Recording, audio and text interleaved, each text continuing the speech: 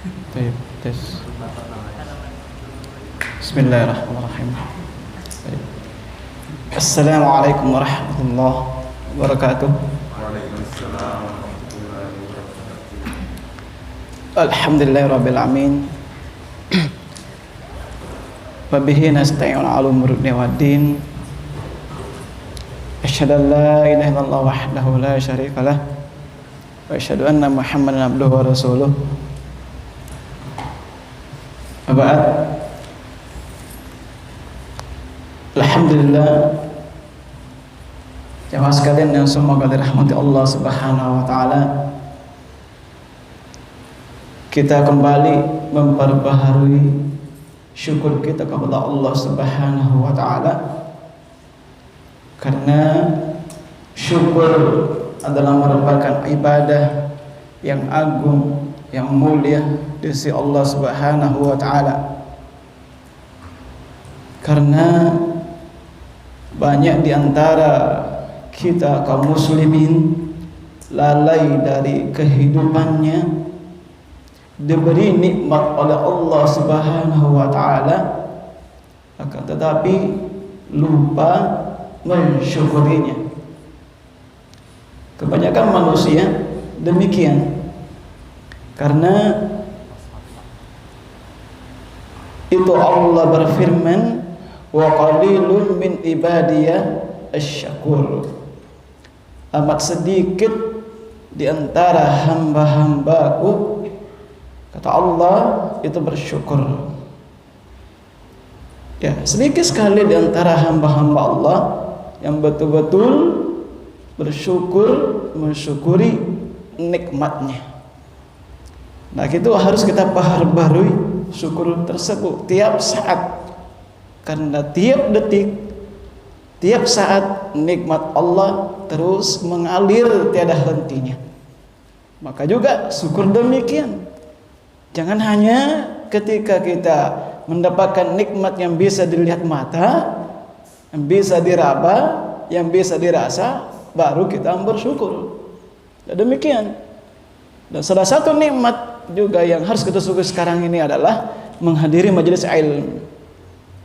Alhamdulillah, kita rela tinggalkan segala aktivitas kita, kesibukan kita, keseharian kita di dunia, ya, kesibukan kita dan dunia. Alhamdulillah, Allah masih menggerakkan hati kita, Allah masih menggantungkan hati kita dalam majelis. Ya, ini harus kita syukuri. Ya, karena banyak di antara saudara-saudara kita yang sudah membaca pamflet, sudah membaca pengumuman, sudah tahu bagaimana keutamaan menghadiri majelis ilmu, tapi toh Allah tidak diberikan kemudahan untuk mendatangi majelis ilmu. Ya, kita udah paham bahwa keutamaan majelis ilmu luar biasa, tapi Allah tidak memberikan kemudahan untuk menghadirinya. Maka kita bersyukur kita menghadirinya. Itu salah satu nikmat dari Allah Subhanahu wa taala. Tayyib, demikian juga ya jemaah sekalian, tak lupa kita kirimkan salawat serta salam, semoga selalu tercurahkan kepada junjungan kita Nabiullah Muhammad sallallahu alaihi wasallam beserta seluruh keluarga, ya, para sahabat beliau serta orang-orang mengikuti beliau dengan baik sampai hari kiamat. Tayyib, materi kita hari ini, hari insyaallah, kala pentingnya kita bahas kaifa nasta'idu Ramadan. Bagaimana kita menyambut, mempersiapkan diri untuk menyambut Ramadan. Ya, ini jemaah sekalian. Ya, karena orang yang tidak mempunyai persiapan, ya, sebelum datangnya bulan Ramadan, maka besar kemungkinan dia akan rugi, bahkan dia celaka. Ya, maka ini materi amat kita bahas untuk hari ini. Karena bukan masalah Ramadannya, tapi sebelum Ramadan datang, apa yang harus kita lakukan? Apa yang harus kita persiapkan? Ya, ini bukan masalah Ramadannya, tapi sebelum Ramadan, artinya kita menyambut Ramadan, apa yang kita perlu persiapkan? Ya, mengapa Ramadan kita perlu sambut? Ibaratnya jamaah sekalian, kalau presiden mau datang, umpama, ya, seorang pemimpin mau datang di tempat kita, jauh sebelumnya itu kita harus persiapkan protokolernya. Harus persiapkan. Kalau tidak bagus protokolnya, tidak mungkin berjalan dengan baik. Apapun itu, jauh sebelumnya, antum mau menikah atau yang mau menikah, ya, jauh sebelumnya udah dipersiapkan sebelumnya. Persoalan dana, persoalan ini dan sebelumnya, ya, sampai hari H. Ya, orang yang tidak punya persiapan, ya, maka besar kemungkinan akan gagal. Ya, demikian juga jemaah sekalian, Ramadan itu butuh, ya, butuh persiapan. Ini sudah ma'ruf, ya, sudah dikenal, ya, dalam Ramadan adalah sahrus syiyam, ya, sebagaimana Allah berfirman, ma'ruf, ya ayyuhalladzina amanu kutiba alaikumus syiyam, hai orang-orang beriman, ya, telah diwajibkan puasa atas kalian, kama kutiba alal ladzina min qablikum, sebagaimana telah diwajibkan sebelum kalian. Agar apa? La'allakum tattaqun. Bukan agar kalian, artinya telah diwajibkan berpuasa agar kalian kenyang. Tidak. Agar kalian dapat kekayaan, agar kalian dapat harta, agar kalian dapat sehat. Tidak. Apa guna puasa? La'allakum tattaqun. Agar kalian bertakwa. Maka di sini jemaah sekalian bahwa bulan Ramadan kesempatan untuk meraih takwa. Ini adalah posisi yang paling tinggi antara hamba Allah Subhanahu wa taala, ada takwa. Apakah bisa kita jamin diri kita termasuk orang bertakwa? Bagaimana ciri-ciri orang bertakwa? Kita sudah pahami semuanya. Ya, nah kesempatan bulan Ramadan adalah kesempatan bagaimana kita meraih takwa di sisi Allah Subhanahu wa taala. Ini sebabnya bahwa kita harus perlu persiapan. Bagaimana meraih takwa tersebut dalam Ramadan?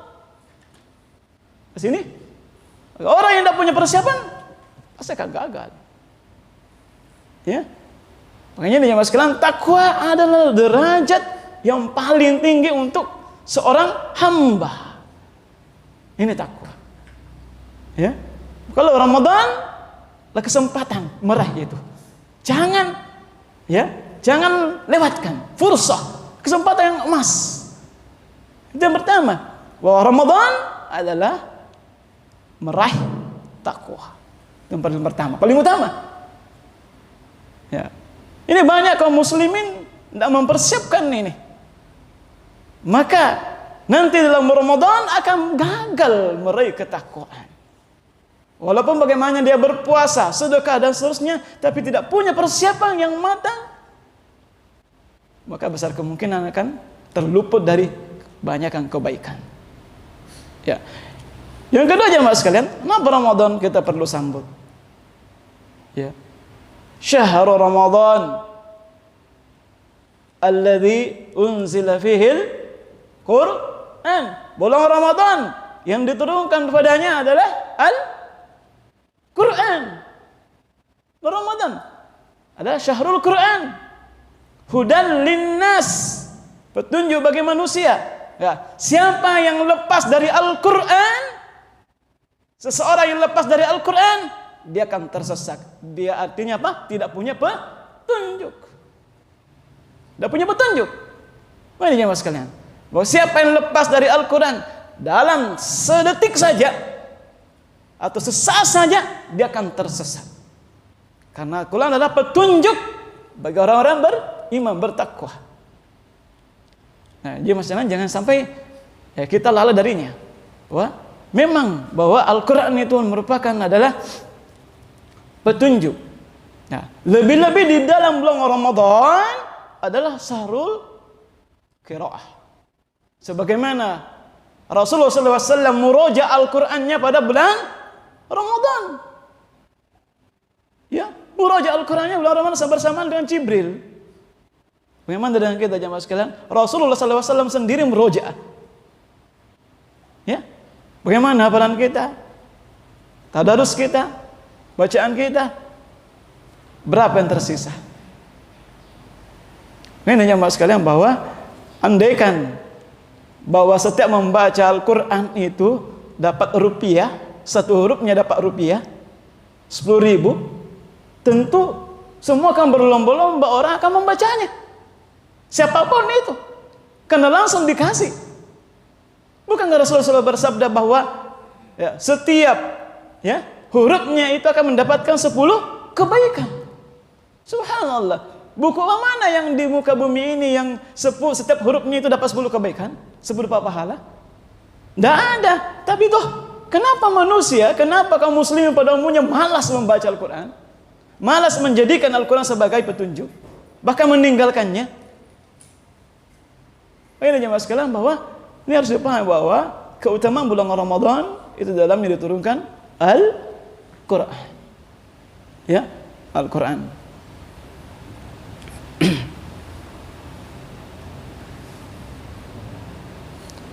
Toyib. Itu yang kedua jemaah sekalian bahwa bulan Ramadan Syahrul Quran. Yang ketiga, dan secara ringkas saja ya, karena kalau faedah Ramadan amat banyak. Dan cukup waktu untuk membahasnya. Dalam hadis Rasulullah SAW menjelaskan bahwa idza jaa Ramadan, ketika datang Ramadan, futihat abwabul jannah. Ketika datang Ramadan, dibukakan pintu surga. Ini Masya Allah. Ya. Wa ghulliqat abwabun nar, dikunci pintu neraka. Wa suffidatis syayatin, setan dibelenggu, dirantai. Jemaah sekalian, pahami hadis ini ya ikhwah sekalian, bahwa seakan-akan ini Allah mengajak kita pada bulan Ramadan untuk sibuk betul untuk beribadah kepada Allah. Pintu surga dibuka, kesempatan fursal azim, kesempatan yang agung yang mulia. Ya. Pintu surga seakan-akan bahwa tidak ada kesempatan setan untuk menggoda manusia.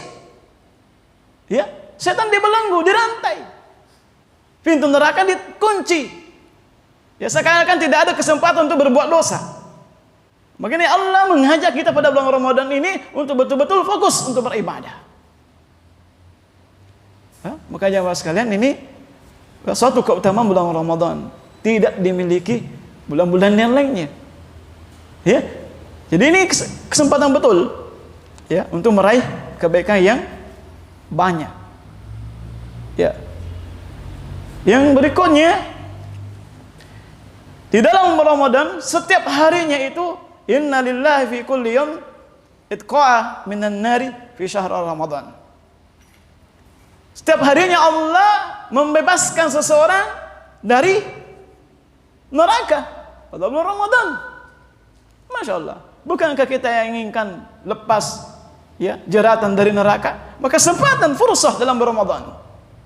Ya, manfaatkan kesempatan ini untuk meraih kebaikan, lepas dari sisa neraka. Ya. Baik. Ini jemaah sekalian ya, fursah, betul-betul kesempatan meraih ya kemenangan. Ya. Hadis Rasulullah SAW yang lainnya, "Man shoma Ramadhana imanan ya'maru wa ihtisaban, ghufira lahu ma taqaddama min dzambih." Ya, barang siapa yang berpuasa pada bulan Ramadan ya dengan mengharapkan pahala dari Allah Subhanahu wa taala, diampuni dosanya. Siapa orang yang tidak mau diampuni dosanya? Dosa kita banyak, ikhwah. Dosa kita sangat banyak. Enggak terhitung. Mungkin banyak dosa kita dibanding dengan kebaikan kita yang kita kerjakan. Maka kesempatan Ramadan untuk diampuni dosa dengan puasa, sebab puasa. Ya. Ini jemaah sekalian. Ya, dalam Ramadan, inna anzalnahu fi lailatul qadar. Ya. Wa ma darak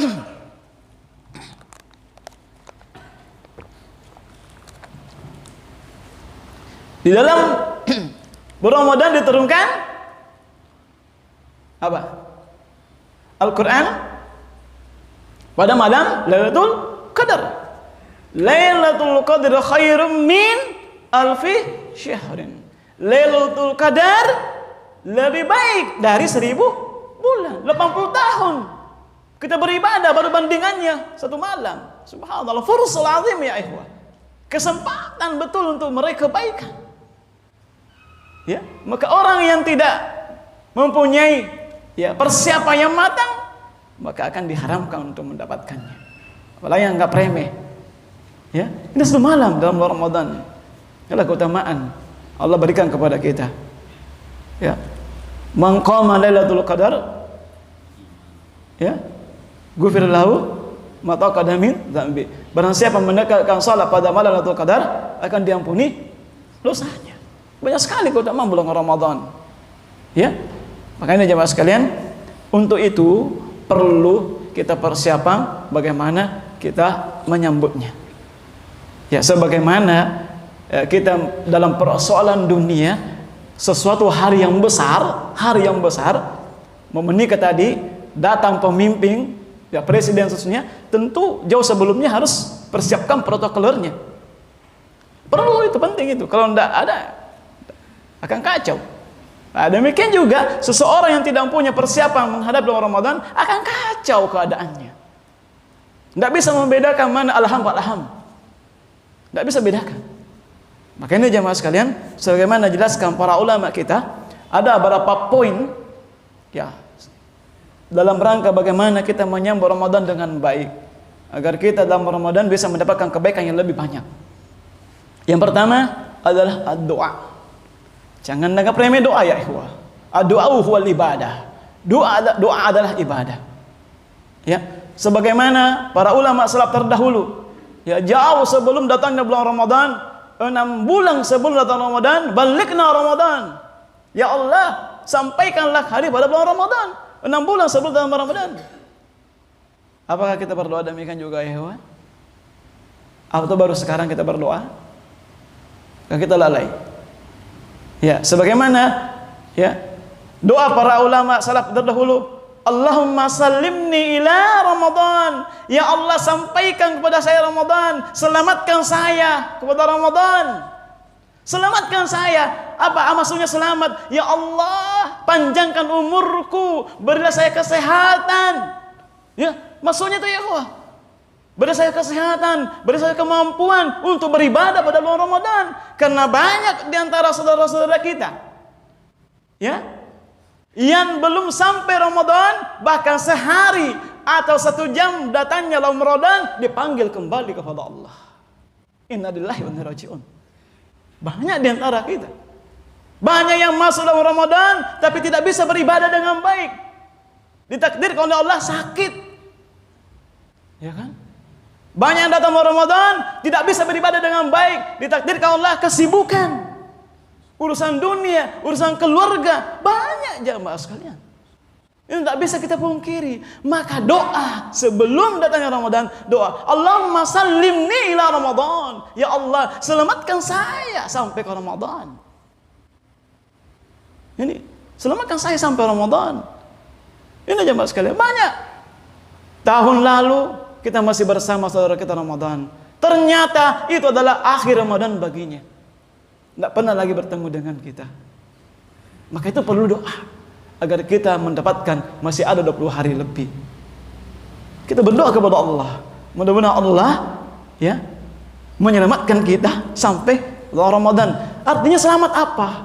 Selamat kita dipanjangkan umur betul Ramadan, selamat sehat ya, tubuh kita kuat ya, dan apalagi tidak sibuk dengan kesibukan dunia, tidak sibuk dengan urusan dunia, kesibukan luar dan seterusnya, tapi kita fokus ibadah. Itu yang dimaksud. Ya. Bagaimana lanjutan doanya? Ya, wasallim li Ramadan. Dan Ramadan datang kepadaku selamat dengan selamat. Ya kan? Itu doanya. Dan Ramadan datang kepadaku dengan selamat. Masya Allah, itu doanya. Itu pahami doanya, Pak. Memang doanya pendek, tapi maknanya meliputi semuanya. Ya, kalau saya di situ terjemahannya bahwa balikna, sampaikanlah saya Ramadan. Salim itu keselamatan dari ya, keselamatan untuk kita sampai ke Ramadan. Ya. Ini terus jemaah sekalian apa lagi? Wa tasallimhu minni mutaqabbala. Setelah dalam Ramadan, selamatkan amalanku ya Allah. Lalu Ramadan, selamatkan amalanku, diterima amalanku dalam Ramadan. Banyak orang berpuasa, ya, banyak orang berpuasa, tapi apa yang didapatkan? Ilal jual tash, Lapar dan dahaga saja yang didapatkan. Makanya jamaah sekalian, agar kita dalam Ramadan diterima amalan ibadah kita, itu doa. Ya. Lantunkan sekarang, udah ada sekarang, lantunkan. Setiap saat sampai menjelang Ramadan. Ini jangan dianggap remeh doa aja. Jangan dianggap remeh doa. Karena ini penting sekali. Doa al-ibadah. Ya. Semakin kita berdoa, Allah akan semakin senang. Justru orang yang berdoa adalah orang yang sombong. Ya, seakan-akan tidak butuh kepada Allah. Seakan dirinya kuat, seakan dirinya mampu, seakan dirinya segalanya. Doa kita lemah. Ya. Toyib. Ini secara ringkas saja mas kalian ya, waktu kita terbatas. Yang kedua, perlu kita persiapkan adalah an-niyah as-shadiqah. Ya. Wal azima izzah as-shadiqah. Niat yang jujur. Ya. Niat yang jujur. Ya. Apa niat kita untuk menghadapi bulan Ramadan? Ya. Sebagaimana firman Allah Subhanahu wa taala, "Wa may yakhruj min baitihi muhajiran." Ya. Itu artinya, barang siapa yang keluar dari rumahnya berhijrah kepada Allah dan Rasulnya, summa yudrikuhul al-maut, kemudian dia mendapati kematian. Artinya apa? Kematian menjemputnya. Apa kata Allah? Faqad waqa'a ajru 'ala Allah. Maka dia telah mendapatkan pahala di sisi Allah Subhanahu wa taala. Ini jemaah sekalian, perlu niat. Niat yang benar, niat yang jujur. Berapa banyak orang yang punya niat agar di bulan Ramadan, ya Allah, ketika bulan Ramadan saya ingin begini, saya ingin begini. Ya dah, insyaallah saya akan baca ini, saya akan betul-betul. Ya, tapi kematian mendahulunya. Maka Allah akan balas beri pahala sesuai dengan niatnya.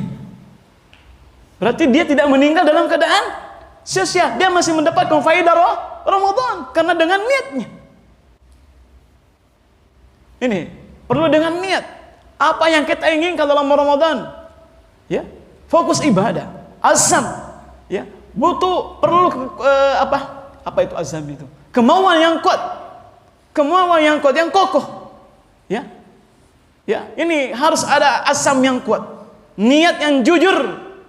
Ya, karena banyak di antara saudara-saudara kita ketika dalam Ramadan bukan niatnya untuk beribadah, tapi niatnya apa? Bisnis. Niatnya apa? Uang yang banyak dan seterusnya. Maka inna lillahi wa inna ilaihi raji'un. Ma'assalamah. Inilah yang dikatakan tidak mendapatkan kebaikan. Ya, makanya jamaah sekalian, bahwa harusnya niat as-shadiqah, niat yang jujur. Innamal a'malu binniyah. Ya, sungguhnya amal itu tergantung dari niatnya. Jadi jemaah sekalian, bagaimana kisah juga orang yang Bani Israel yang membunuh 100 berapa? 100 orang. Terus berdebat malaikat rahmat dengan malaikat azab. Disuruh hijrah. Mana malaikat yang dapat? Malaikat rahmat yang dapat dia diukur, ternyata lebih dekat. Kisahnya Ma'ruf. Lebih dekat pada malaikat yang dituju ya, lebih dekat pada yang dituju. Ini berdasarkan apanya? Niatnya mau hijrah. Ini jamaah sekalian, jangan anggap remeh niat. Jangan anggap remeh niat. Ya, sekali kata tadi banyak orang niatnya ini tapi lebih duluan dia Allah panggil. Ya, sebagaimana hadis Rasulullah jelaskan bahwa antum ketika berniat untuk salat salat tahajud terus terluput, apakah didapatkan berdasarkan niatnya? Ya, ini jangan dianggap remeh niat.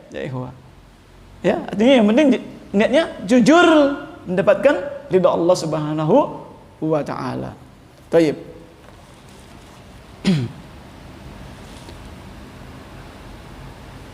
Ya, baik, yang berikutnya berapa ya? Ada 3. Yang ketiga adalah at-taubah an-nasuha warruju ila Allah, istighfar, bertobat dengan sebenar-benarnya taubat dan memperbanyak istighfar. Ya, memperbanyak istighfar. Ya ayyuhalladzina amanu tubu ilallahi taubatan an-nasuha. Hai orang beriman, bertobatlah kepada Allah dengan sebenar-benarnya taubat. Bukan tobat yang main. Apa maksud tobat yang main? Tobat nasul ladang. Iyalah. Tobat nasul ladang. Ya. Ni sama peseh cauna. Baja nandre mopi. Ya dah. Sudah ma'ruf bagi kita bahwa syarat diterimanya taubat ada 3 toh. 1, meninggalkan dosa tersebut. 2, menyesali perbuatan dan berjanji untuk tidak mengulanginya. Seumpama kalau antum sudah mengatakan demikian, saya sudah bertobat, melihat HP ternyata melintas di depan kita sesuatu yang tidak bisa ditonton, bagaimana kira-kira ciri orang bertobat? Kalau dia melihat sesuatu, dia sudah berjanji. Awalnya dia melihat sesuatu tontonan yang tidak bisa ditonton, yang haram hukumnya. Dia bertobat kepada Allah. Ya Allah, saya sudah tobat, tidak bisa lagi melihat seperti demikian. Tapi ketika melihat sesuatu yang haram, bagaimana tindakan orang bertobat? Tutup matanya, selesai.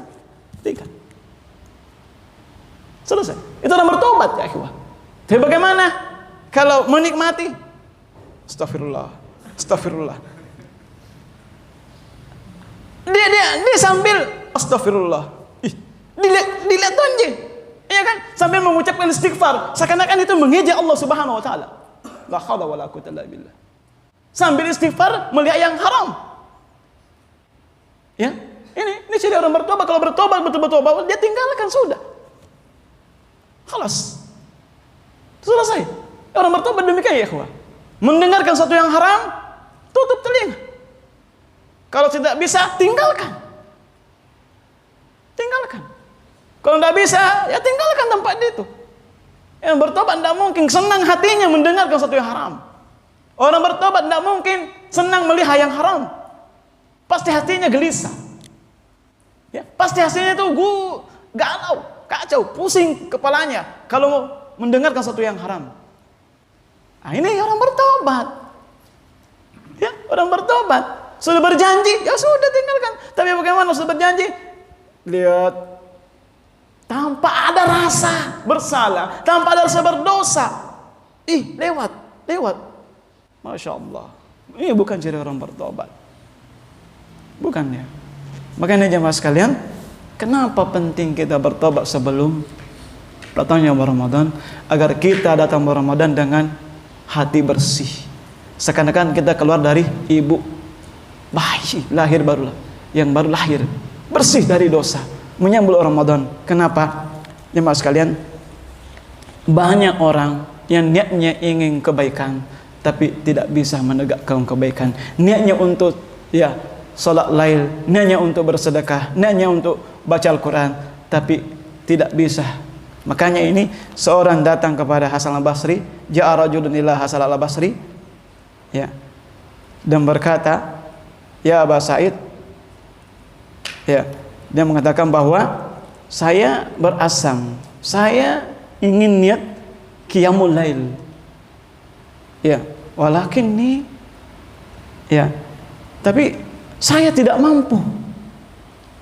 Saya sudah niat, tapi saya tidak mampu untuk melakukannya. Masa babul halik? Apa sebabnya demikian? Apa jawaban Hasan al-Basri? Yang menyebabkan demikian adalah dosa mengikatmu.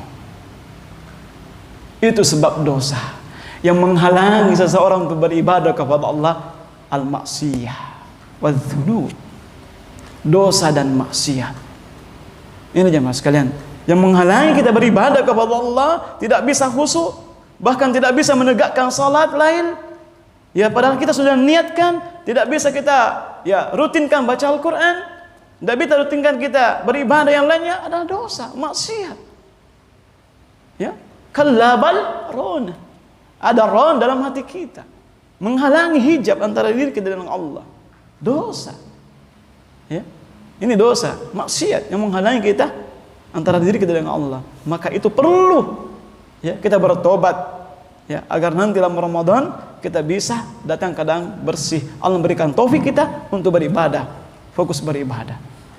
Ya, itu maka perlunya istighfar. Maka ini jemaah sekalian, az-dzunub wal ma'asi sababun, dosa dan maksiat adalah sebab seorang terhalangi dari kebaikan. As-dzunub wal ma'asi, dosa dan maksiat adalah itu yang menyebabkan seseorang menghalangi dirinya untuk mendapatkan setiap kebaikan apapun itu. Ini jangan dikira bahwa kita aman-aman dari saja. Kullu bani Adam khata'. Setiap bani Adam itu pasti bersalah. Wa khairu khata'in at-tawwabun. Sebab orang yang berdosa adalah bertaubat. Segera bertobat kepada Allah. Banyak istighfar. Banyak istighfar. Jangankan wahai sekalian, di dalam salat, setelah salat kita disuruh istighfar. Ini saya berikan gambaran sedikit ini dalam perkara ibadah dan dosa maksiat. Dalam perkara ibadah saja, sunnahnya Nabi itu kita disuruh istighfar 3 kali minimal. Istighfar, astagfirullah, ya Allah ampunilah saya. Ini perkara ibadah jemaah sekalian, disuruh kita istighfar. Kenapa demikian? Ibadah kita sangat kurang. Dalam sholat tidak mungkin kita khusyuk sepenuhnya, banyak kita lalai darinya, banyak kekurangan kita dalam sholat. Maka kita istighfar. Bagaimana dengan dosa yang lain kita sengaja kita melakukannya, ikhwan? Bagaimana kita menghantam habis aturan-aturan Allah? Lebih butuh kita istighfar. Lebih butuh kita istighfar. Dalam salat sendiri Allah menganjurkan, Rasul menganjurkan kita istighfar. Kenapa? Salat kita tidak sempurna, banyak kekurangan, banyak kesalahan. Apatah lagi memang kalau kesalahan kita perbuat, dosa yang kita perbuat, lebih butuh lagi kita istighfar. Ini jemaah sekalian, ini perkara ibadah saja Allah suruh kita istighfar. Bagaimana dengan dosa yang kita perbuat? Tiap hari, tiap saat, tidak lepas dari dosa. Pernah kita istighfar? La haula wala quwwata illa billah. Ini jemaah sekalian, nasihat untuk diri saya sendiri dan kepada kita semuanya agar senantiasa melazimi lisan kita dengan istighfar, karena kita tidak bisa lepas dari yang namanya dosa. Tayyib. Yang berapa lagi? Yang keempat Yang keempat jemaah sekalian,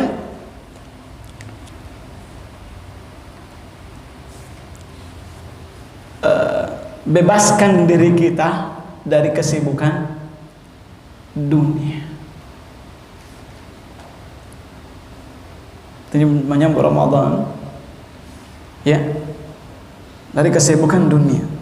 Karena hadha syahr, bulan ini adalah bulan ibadah, syahrul ibadah. Laisa syahrul mal, laisa syahrut tijarah. Bukan bulan perdagangan, bukan bulan harta, bukan. Tapi itu adalah bulan ibadah.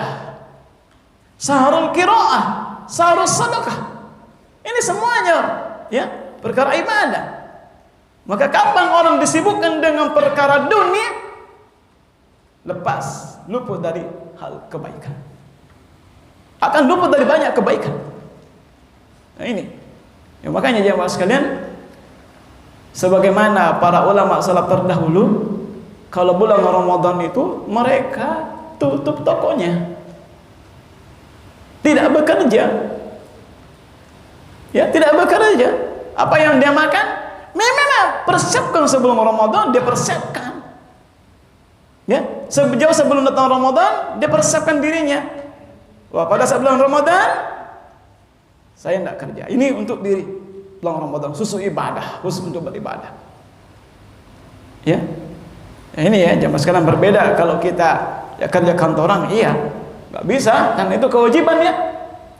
Ya, kewajiban hadir. Apalagi kita ASN, nggak boleh, kewajiban. Justru berdosa kalau tidak hadir di kantor. Bisa jadi ini yang dikatakan korupsi waktu. Apa artinya? Gaji buta. Ya, tidak datang kantor tapi tetap terima gaji. Nah, ini jangan sampai ini terjadi, tidak berkah. Makanya maksudnya masuk saya di sini, jangan sampai kita disibukkan perkara-perkara dunia sehingga kita lalai dari kebaikan. Ini masuk di sini. Jangan dilalaikan. Karena ini kapan lagi kita akan bertemu Ramadan? Bisa jadi adalah Ramadan terakhir untuk kita. Maka ketika lalai, hilang kesempatan kita untuk berbuat kebaikan yang banyak. Maka para ulama menasihati kita, sibukkan diri kita ibadah. Sibukkan. Jangan sibukkan suatu hal. Makanya tadi itu jauh sebelumnya kita berdoa kepada Allah agar dalam Ramadan ini kita tidak disibukkan dengan perkara dunia. Berdoa jauh sebelumnya. Ya, ini jamaah sekalian. Coba Ramadan. Nanti sehari sebelum Ramadan banyak lapak-lapak terbuka. Banyak itu. Ini tidak salah. Tidak salah. Ya, kalau orang bisa memanage waktunya khair insyaallah. Ya, ini enggak salah. Karena kesempatan juga meraih harta yang banyak ya. Kapan lagi bulan Ramadan ini gembira para pedagang dan seterusnya. Tapi ingat, jangan sampai lalai dari kebaikan. Tapi jangan sampai ya kebanyakan orang ya seperti pedagang dan seterusnya itu pasti bangun tengah malam untuk apa? Untuk apa? Persiapkan barang dagangannya untuk esok pagi. Ya kan? Pasti itu. Nah, jangan sampai bangun terus dia tidak salat lain. Lupa dari dia hitung uangnya, tapi lupa hitung pahala yang didapat di sisi Allah Subhanahu wa taala. Lupa hitung berapa kebaikan yang dia perbuat pada hari itu. Ya. Dia hitung untungnya. Ya, tapi tidak hitung berapa ruginya. Ini jemaah sekalian. Banyak orang untung dari sisi dunia tapi rugi dari sisi akhirat. Jangan sampai kita demikian. Ya, jangan sampai. Makanya jemaah sekalian perlu manage ya. Dulu sebelum kita Ramadan ada kesibukan yang tak bisa kita hindari. Manage dalam Ramadan bagaimana kita menghindarinya. Dipahami? Ada kesibukan perkara dunia ya, bagaimana kita menghindari supaya pekerjaan itu bisa dikerjakan di luar bulan Ramadan. Ya, kecuali memang darurat. Ya, bukan itu masuk. Maksudnya di sini kita harus betul-betul persiapkan, sibukkan diri kita dengan beribadah. Karena kapan lagi? Ya. Jelas ini? Ya, ini jemaah sekalian, jangan sampai ya tersibukkan dengan dunia. Ini yang dia khawatirkan. Ya, yang dikhawatirkan. Ya. Ya, sibuk dunia. Apa ayatnya? Innama amwalukum wa auladukum fitnah. Hartamu, anak kalian adalah ujian bagi kalian. Apalagi dalam ayatnya, wa mal hadhil hayatud dunya illa mata'ul ghurur. Dan tidaklah kehidupan dunia ini adalah kecuali kesenangan yang menipu. Kesenangan yang menipu ya ikhwah. Jadi jangan sampai kita sibuk kumpulkan harta dunia, kita bangun ya rumah kita di dunia tapi lupa bangun rumah kita di surga. Jangan sampai. Apa kita sudah bangun rumah kita di surga? Antum sudah punya rumah di surga? Antum sudah punya rumah di surga?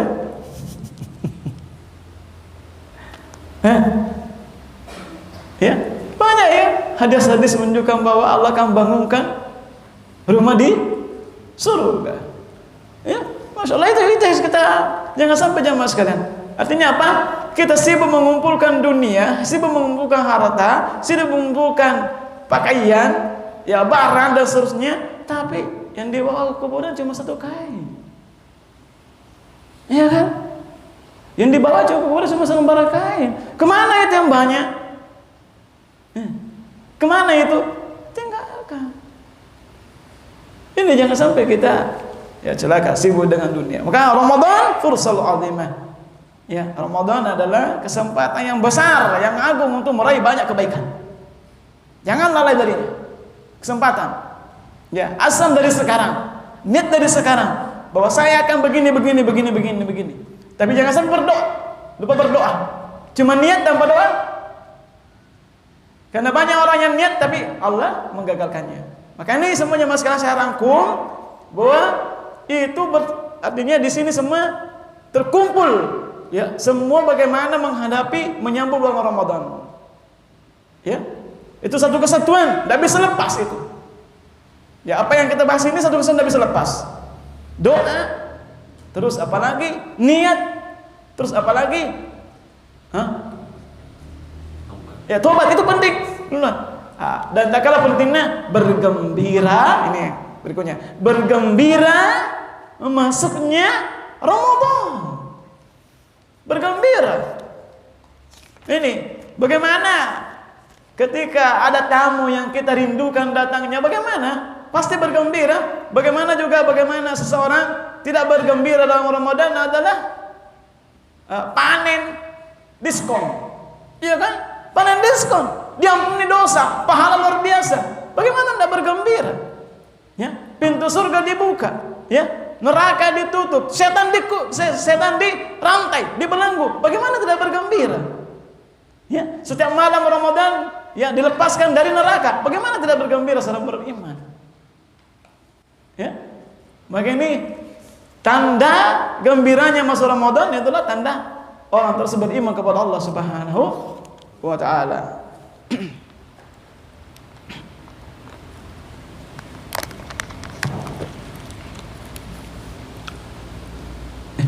Sampai jam berapa? Beda sedikit lagi ya. Ya. Dan poin terakhir adalah ta'allam ahkamus siyam. Ya, atau ahkam Ramadan, mempelajari hukum-hukum terkait dengan puasa atau Ramadan. Ini penting.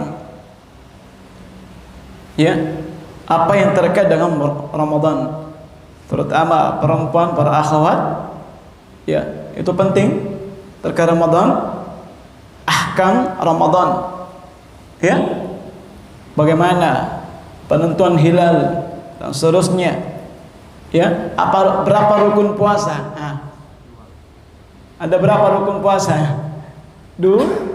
Dua, apa? Niat dan menahan diri dari hal yang membatalkannya, dari terbit fajar sampai terbenamnya matahari. Apa yang terkait dengan orang yang berpuasa harus dipahami. Semua ini perlu dipelajari.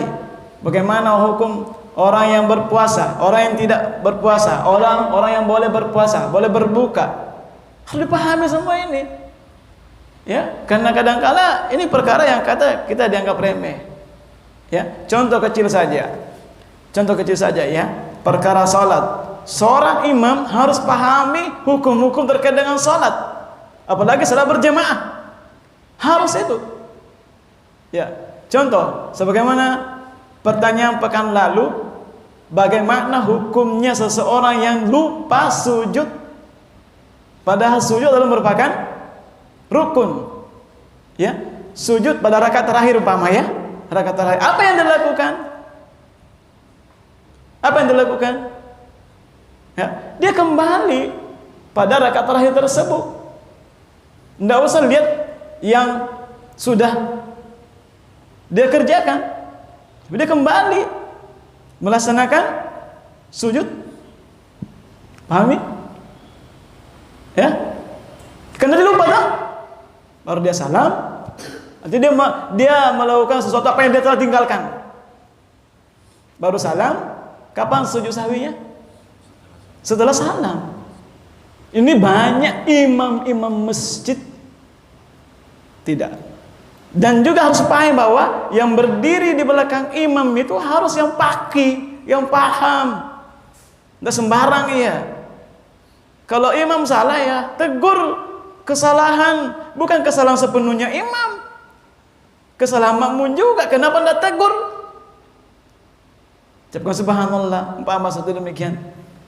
Ya, banyak di antara kaum muslimin, saya pernah salat ya 5 rakaat. Tidak ada yang tegur. Saya ucapkan subhanallah, tidak ada.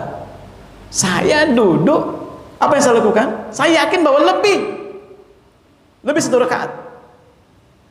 Saya duduk pada rakaat keempat, imam berdiri rakaat kelima. Saya duduk, tidak ikut berdiri. Kapan saya berdiri? Sementara saya tahu batal salat saya. Kenapa? Saya tambah. Ini, oke saya duduk sampai menunggu imam salam. Sementara jamaah lain ikut, harus ikut sama imam. Kalau udah tahu salah, kenapa ikut? Nah, ini harus dipelajari. Ya, sampai 5 rakaat, bahkan ada anak sampai 6 rakaat. Allah musta'an. Ini terkait salat. Bagaimana dengan puasa?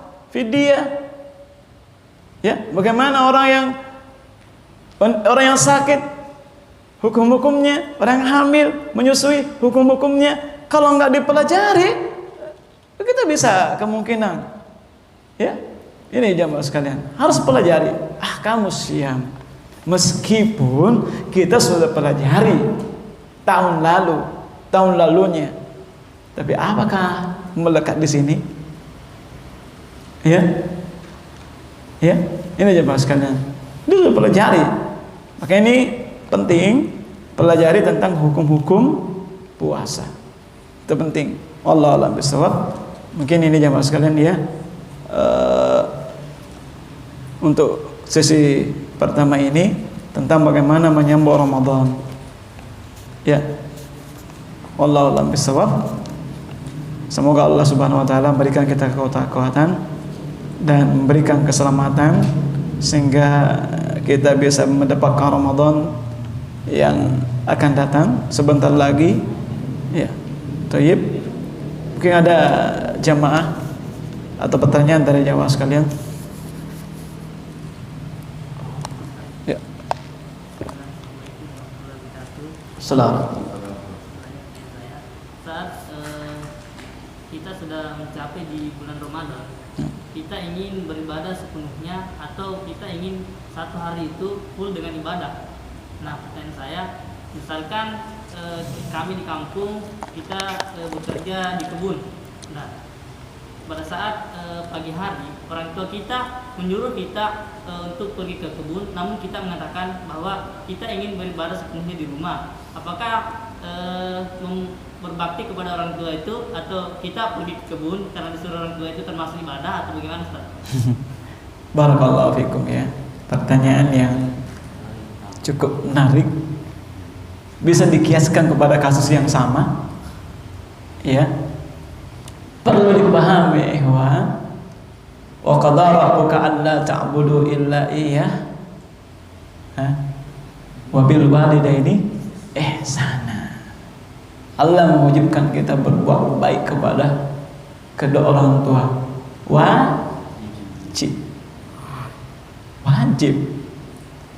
Ibadah yang bukan wajib, antum bisa bandingkan, timbang.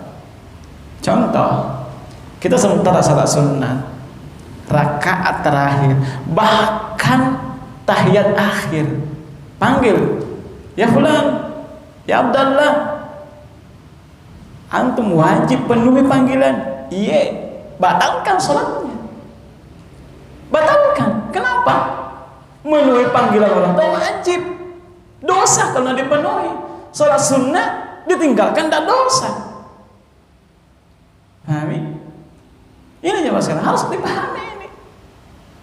Ya. Perintah orang tua untuk dibantu di kebun dimanapun, ya wajib ditaati. Ya, wajib ditaati. Sementara ibadah yang hukumnya sunnah saja, khair insyaallah. Mana lebih banyak pahalanya? Mana lebih tinggi nilainya? Yang wajib apa sunnah? Hah? Yang wajib apa sunnah?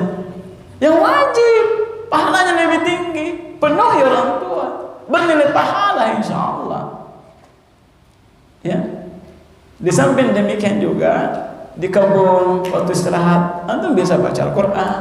Ada insyaallah. Manfaatkan waktu yang ada. Ya. Paham ini? Jadi itu ya harus betul-betul dipahami ketika perintah orang tua bertemu. Bagaimana kalau perintah orang tua bertemu dengan yang wajib? Kita salah wajib, orang tua panggil, batalkan salatnya? Tidak. Berikan kode bahwa kita sholat. Khair? Ya Allah Allah bismillah. Ya. Dan lagi? Ya. Bagaimana hukumnya Ustaz beribadah di waktu-waktu masih jam kantor, sementara di kantor sebenarnya sudah tidak ada pekerjaan Ustaz. Bagaimana hukumnya misalnya dengan beribadah? Iya, tayyib. Iya. Kalau pekerjaan di kantor, biasa orang kantoran kadang sibuk, kadang tidak. Tergantung pekerjaannya. Ya, kalau di situ tidak ada pekerjaan, insyaallah antum bisa baca Al-Qur'an, kan tidak mengganggu kan? Tidak mengganggu kan? Tidak menghalangi pekerjaan. Ya, ingat pekerjaan itu hukumnya wajib. Itu amanah. Antum harus selesaikan. Umpama antum dituntut selesaikan hari ini, antum sibuk baca Al-Qur'an, nggak selesai karena disibukkan baca Al-Qur'an, apa kira-kira?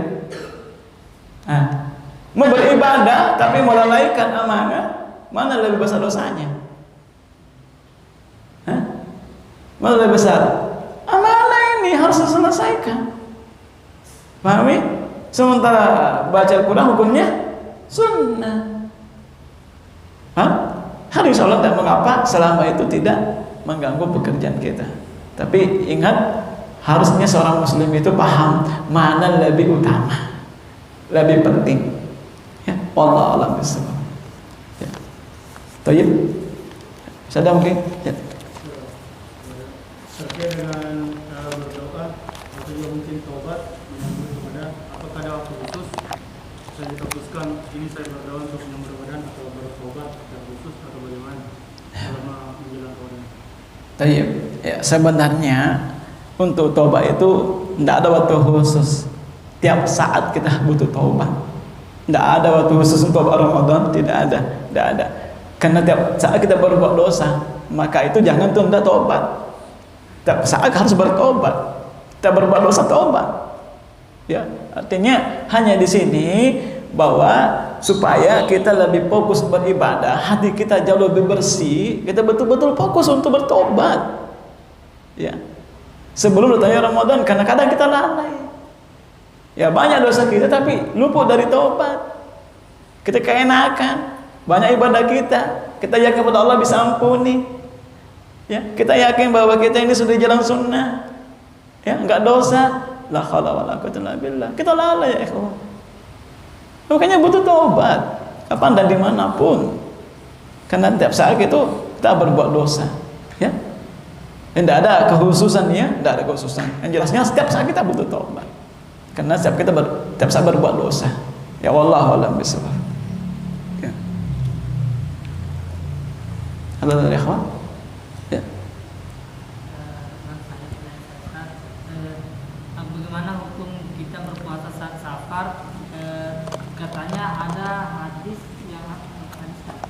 yang diringankan kita tidak berpuasa saat safar, tetapi apabila kita masih kuat untuk menahan puasa, apakah kita boleh lanjutkan? Baik ya, tayyib. Saya simpulkan hadisnya.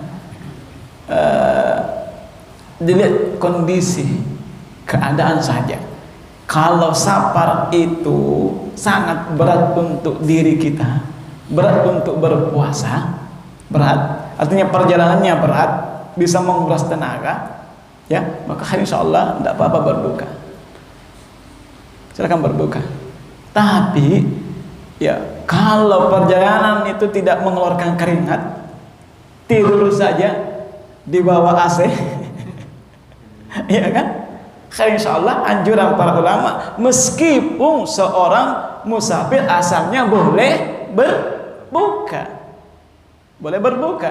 meskipun boleh asalnya, tapi penjelasan para ulama, lihat kondisi keadaannya. Maka ketika seperti demikian lebih utama berpuasa. Kenapa? Karena berpuasa bersama kaum muslimin itu mudah. Ketika berpuasa sendiri untuk mengkodok puasa perkaranya berat. Ya, nah? Itu makanya anjuran untuk berpuasa ketika memang tidak ada ya mudarat yang lebih besar. Artinya memberatkan kita, kan insyaallah. Sakit itu boleh orang berbuka, tapi sakit yang bagaimana? Ada ukurannya. Sakit yang bagaimana? Semempolomi, demam sedikit, apakah berbuka? Enggak. Kalau mampu sesuai kondisinya, kalau mampu untuk menahannya, kan insyaallah. Ya, tapi kalau memang tidak mampu, ya mau diapa? Takdir Allah. Ganti pada yang lainnya. Itu mah sayangnya Allah kepada hambanya. Ya, inna dina yusrun. Agama ini mudah. Yang dipersulit. Ya, khair insyaallah wallahu a'lam bishawab. Ya. Ada Ahmad? Ada? Ya. Terkait Ustaz, ketika bulan Ramadan pintu surga terbuka, pintu neraka ditutup dan setan-setan dibelenggu. Tapi terkadang Ustaz, sandal hilang di masjid ketika bulan Ramadan. Gimana Ustaz? Sandal hilang di masjid. Sementara setan juga dibelenggu. Ya, penjelasan para ulama, bosnya setan yang dibelenggu. Adapun setan-setan yang masih berkeliaran nih ya, sedemikian. Tapi intinya di sini, makna di sini bahwa kita dikhususkan untuk fokus beribadah. Ya, artinya penjelasan para ulama, setan itu bosnya setan yang dibelenggu. Adapun setan dari jenis apa? Manusia. Tetap bertebaran dia. Ya, jenis manusia.